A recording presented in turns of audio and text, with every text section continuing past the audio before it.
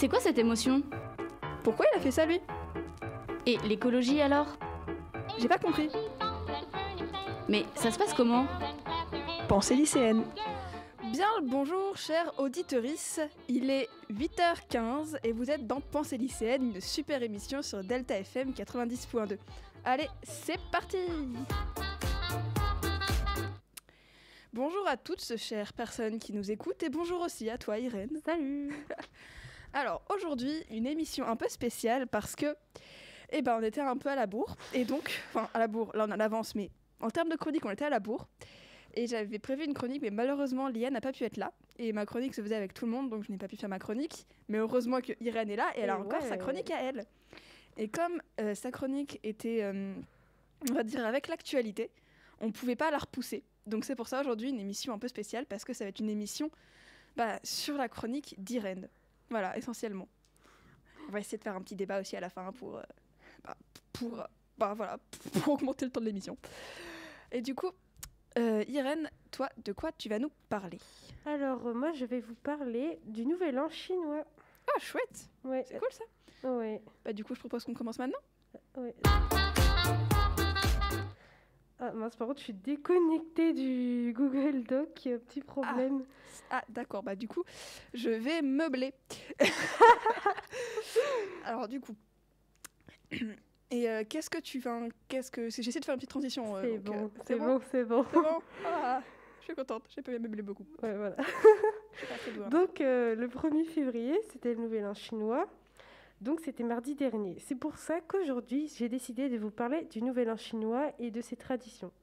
Et comme j'ai de la chance d'être dans un lycée international, j'ai pu interviewer une élève chinoise du LP2I. Donc, tout d'abord, il faut savoir que le Nouvel An chinois est la fête la plus importante pour la communauté asiatique, car cette fête ne se fête pas seulement en Chine, mais aussi en Malaisie, Indonésie, Corée du Sud, Vietnam et d'autres pays.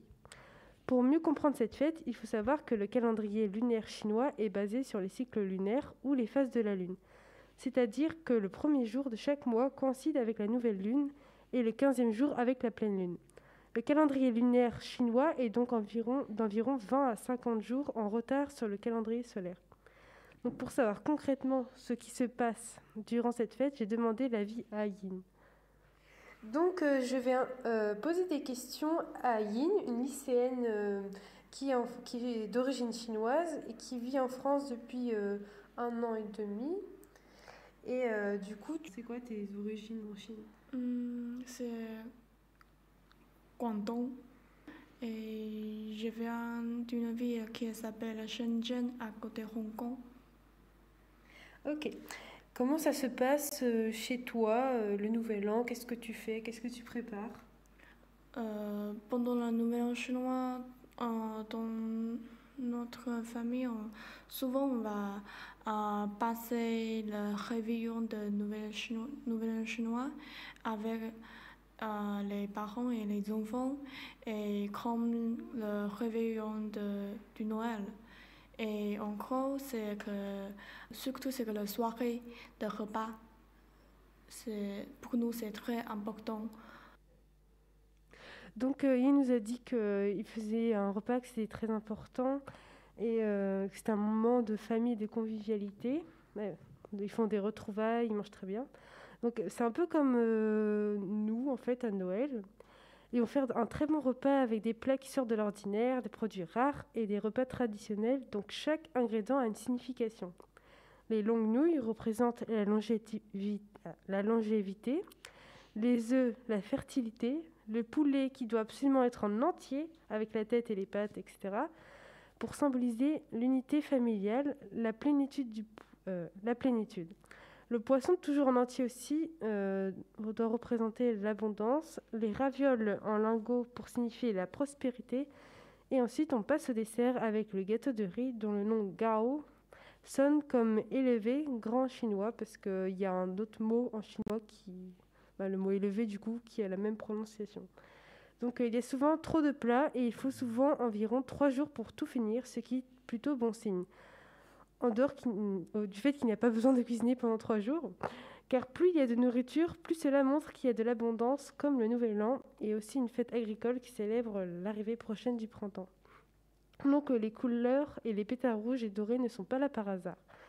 Cela vient d'une légende qui disait que chaque année, un monstre venait au village pour dévorer les humains, et surtout les enfants, et que la seule chose qui craignait et qui pouvait le faire fuir était le bruit et la couleur rouge, d'où les décorations rouges et les pétards. Ce monstre symbolise les mauvais esprits, la négativité, et pour le bien commencer une nouvelle année, il faut se débarrasser des choses négatives. Vous avez sans doute déjà vu des personnes cachées dans un costume de lion ou plusieurs personnes tenant la figurine d'un dragon dans les bandes dessinées, les films, les reportages. Sachez que la danse du dragon se nomme la danse de la perle et plus le dragon est long, plus il portera chance. Avant cette nouvelle année, ils font aussi le grand nettoyage une semaine avant le nouvel an pour se débarrasser des mauvaises ondes et mettent de petits porte-bonheur sur leurs portes pour chasser les mauvais esprits. Le jour J, ils se souhaitent bonne année. Désolée, je suis en retard. Est-ce que tu peux me dire en chinois les vœux que vous faites chaque année? 新年快乐，恭喜发财，平平安安，一年顺利，祝大家万事如意。 Maintenant, dis-moi ce que ça veut dire en français. J'espère que tout le monde qui va bien et qui va réussir bien cette année et bonne année comme ça et soyez heureux et prospères. Et du coup, c'est quoi ton meilleur souvenir? Surtout, c'est que pendant la nouvelle chinois, je peux récupérer beaucoup l'enveloppe rouge. Et parce que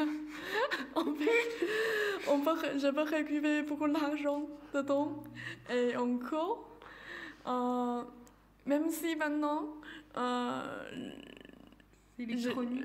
Oui, même si maintenant c'est électronique, mais j'étais très content aussi. Mais ça me fait plaisir. Donc les enveloppes rouges dont parle Yin contiennent de l'argent et selon la tradition, ils en reçoivent jusqu'à ce qu'ils soient mariés ou qu'ils gagnent bien leur vie. Par contre, il faut absolument les recevoir à deux mains et faire comme si on n'en voulait pas et ne jamais regarder le montant devant le donneur car ce serait très mal vu. Aujourd'hui, l'argent s'envoie aussi par virement, donc c'est plus simple pour regarder discrètement. Donc, le Nouvel An chinois célèbre la famille vivante et morte. Il donne des plats en guise d'offrande pour les morts avant le repas et utilise 3 bâtons d'encens pour remercier leurs ancêtres de l'année qui s'est écoulée et qui arrivent et font brûler les papiers funéraires représentant l'argent ou les vêtements pour les morts. Mais du coup, c'est quoi cette histoire de signe du zodiaque? Car enfin, moi, je crois que je suis dans l'année du coq, comme je suis de 2005, mais du coup, d'où ça vient? Ah, très bonne question. J'allais justement venir. Donc tous les ans, en fait, les signes du zodiaque se succèdent 12 années. Enfin, ils se succèdent 12 années de suite. Puis au bout de 12 ans, le cycle recommence. Donc les 12 animaux dans l'ordre sont le rat, le bœuf, le tigre, le lapin, le dragon, le serpent, le cheval, la chèvre, le singe, le coq, le chien, puis le cochon en 12e position. Cette année, tous ceux qui naîtront en 2022 du calendrier chinois seront dans l'année du tigre qui symbolise un élément vital de communication spirituelle, de source des émotions, et qui sous sa forme yang, le tigre d'eau se distingue par sa gentillesse, sa vivacité et l'attention qu'il porte aux autres. Donc ces animaux n'ont pas été choisis par hasard. Ils viennent d'une légende il y a fort longtemps en Chine et je vous laisse écouter l'histoire des signes du zodiaque chinois. Nous sommes en Chine, il y a tellement longtemps que même Mao Zedong n'existait pas.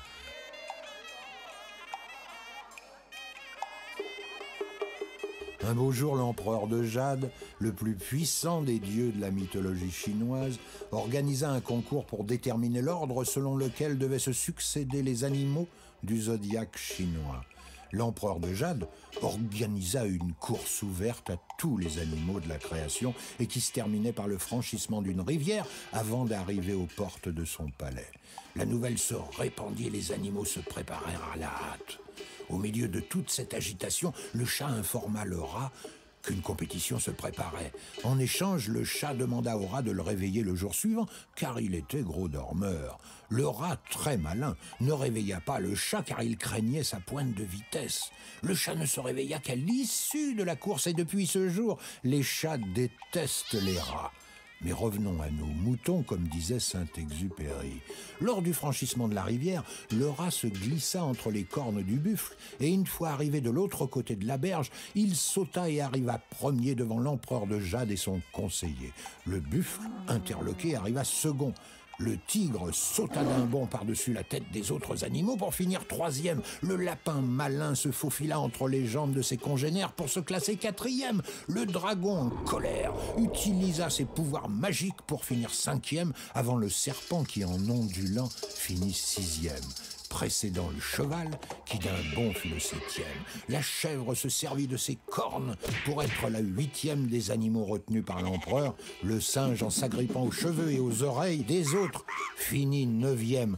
Le coq, en battant des ailes, traversa la foule massée devant l'empereur, fut le dixième. Et l'empereur de Jade, pensant que le nombre d'animaux était suffisant, s'écria « Assez, assez !»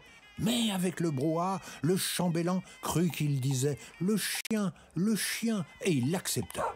Et alors que l'empereur disait « ça suffit », le chambellan comprit qu'il disait « le cochon », et le classa 12e, avant que l'empereur ne se saisisse du parchemin et dise à son chambellan « n'écris plus rien ».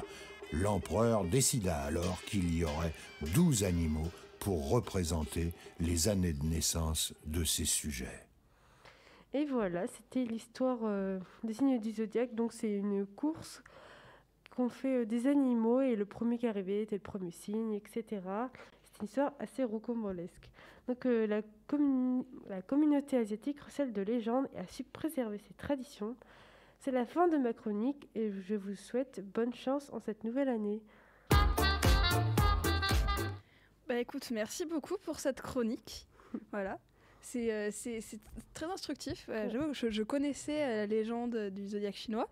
Oui. Bon, pour des raisons que je n'assume pas. C'est quoi la raison? Chut.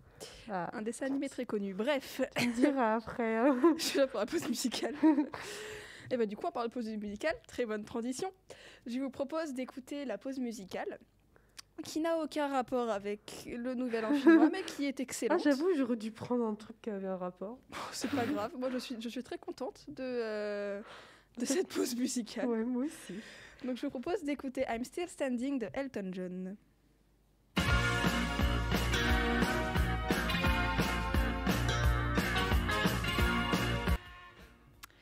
Alors, rebonjour et re-bienvenue pour ceux qui étaient déjà là avant. Nous sommes dans Pensée lycéenne. J'arrivais plus à retrouver la caméra. Nous sommes dans Pensée lycéenne et il est 8h31. Vous venez d'écouter la pause musicale qui était I'm Still Standing de Elton John. Et maintenant, je vous propose qu'on essaye de débattre un petit peu sur ta chronique, au moins de revenir sur ta chronique qui était, je le répète, sur le nouvel an chinois. Alors... j'avoue que là je suis en total impro. Donc en vrai, il y a les trucs que j'ai pas dit aussi, c'est que ils s'offrent aussi des clémentines et des oranges, genre comme nous. Ah, c'est chouette. Mais faut jamais qu'il y en ait 4 à côté, sinon ça symbolise la mort et tout. Genre il y a beaucoup de superstitions. Le nombre 4, je l'ai un peu aussi en termes de superstition, parce que, pas moi personnellement, mais je connais aussi un peu cette superstition parce que je suis fan du Japon, étonnamment. Je sais pas, je crois que je n'ai pas beaucoup parlé dans l'émission, mais bref. Ah ouais. Et le chiffre 4 aussi, il se dit de 2 façons différentes en japonais. 2 ou 3, 2 je crois. Ouais. Parce qu'il y en a un qui veut dire mort en fait. Et donc les Japonais l'utilisent très peu. Ou alors dans des conditions très précises. Ah oui. Ah, c'est pour ça qu'ils ont un peu peur du chiffre 4. Ouais, un peu. Ah, je pensais que c'était genre qu'ils avaient appelé le chiffre 4 genre mort après. Alors après ça, j'ai pas le pourquoi du comment, j'avoue.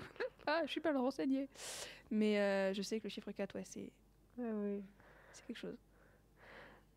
Du coup, moi, ça me donne... Enfin, pas forcément envie d'aller en Chine, mais d'aller au Japon. Genre, j'ai trop envie d'aller au Japon. Ah, c'est mon rêve le plus fou. Ah ouais, Bon, en vrai, c'est un truc que tu peux réaliser facilement parce que, genre, par exemple, tu fais des études et tu fais, je sais pas, un travail d'été et après, tu économises et tu pars au Japon, je sais pas, avec des amis et tout. Hors pandémie mondiale. Oui, bon, c'est bon. Moi, j'ai vu mon autotest, il se périmait en 2024. Peut-être qu'en 2024, ce sera bon. C'est ça, peut-être un signe. Peut-être. Signe du destin. Bon, je serai majeure en 2024. Ah, bah, c'est parfait. Donc ça va. Je réfléchis. Bon, après, il y a aussi mon côté écolo qui se dit que, bah ouais, Ouais, c'est enfin, c'est prendre l'avion, quoi. Et c'est pas fou prendre l'avion quand t'es écolo. ouais, c'est vrai. Mais bon, on est Bah, plein de après, là, tu contradictions. peux pas prendre le train pour aller au Japon. Ouais. Et puis le bateau, c'est pas ultra écolo. C'est non pas plus. mieux. Tu peux prendre le bateau à voile, mais ça risque d'être un peu Le long. catamaran. La barque. Tu rames, C'est ça. comme Je ça. vais avoir mal au bras à la fin. Ouais. Fais comme McFly et Carlito. Oh, j'ai pas regardé la vidéo. Mais en même temps, je la regarde plus en ce moment. Bah, après, leur vidéo sur... Enfin, a duré 4 ou 5 heures, donc... Fâche. Non, qu'est-ce que je raconte? Enfin, je sais plus, mais je crois... ou 1 heure... Enfin, si, je crois qu'elle durait vraiment longtemps. Parce qu'il faisait... Il montrait toute la traversée et tout, mais je l'ai pas regardé en entier, du coup. Et moi, je pense que je la regarderai pas en ce moment, je la regarde plus. Vraiment, le débat a dérivé, c'est dingue. Ouais.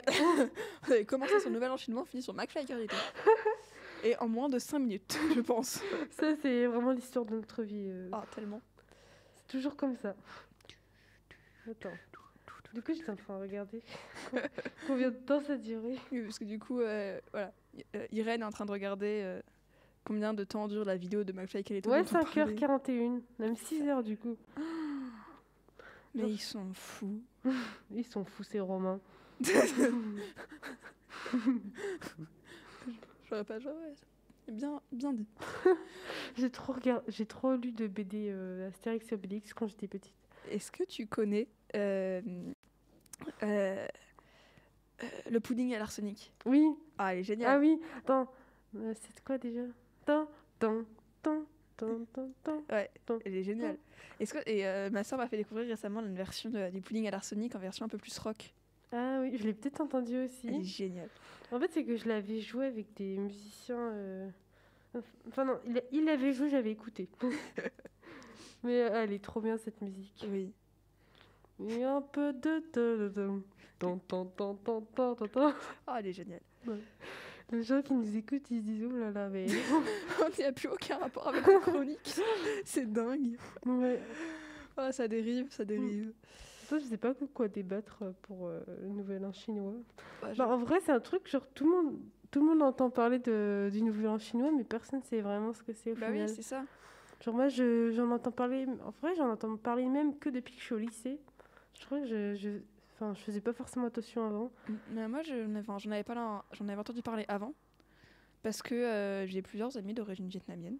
Ouais. Donc, et du coup, en primaire, Mm. je me souviens, on avait fait un exposé sur le Vietnam. Et du coup, la mère de mon ami avait donné à tout le monde une petite poche. Enfin, je sais plus si c'était pour le Nouvel An chinois ou pour l'exposé. Mais une petite poche avec 2 € dans la petite poche. Dans la petite Ah, enveloppe ok. rouge. Ah oui, Elle avait donné ça à tout le monde. J'étais waouh, mais elle est trop chou, elle est trop gentille. Bah oui. C'est vrai que je trouvais ça trop mignon. Ouais. C'était trop bien à l'école primaire, on pouvait faire des exposés sur les, je sais pas, tout ce qu'on voulait, les dauphins, les... Ouais, je sais plus dans quel contexte c'était. Je crois qu'on pouvait faire ce qu'on voulait. Je crois que c'était de faire un exposé sur un pays. Et comme moi, j'ai toujours été attirée par les pays asiatiques. Hum. Enfin, je crois que j'ai toujours été attirée par le Japon, ça c'est sûr. Hum. Mais après, ouais, j'ai été attirée aussi par le Vietnam. Ouais, oui. Donc, bref. Bon, bah... On n'a rien d'autre à dire. Non. Bon, on clôture l'émission. Ouais, allez. Allez. On clôture l'émission.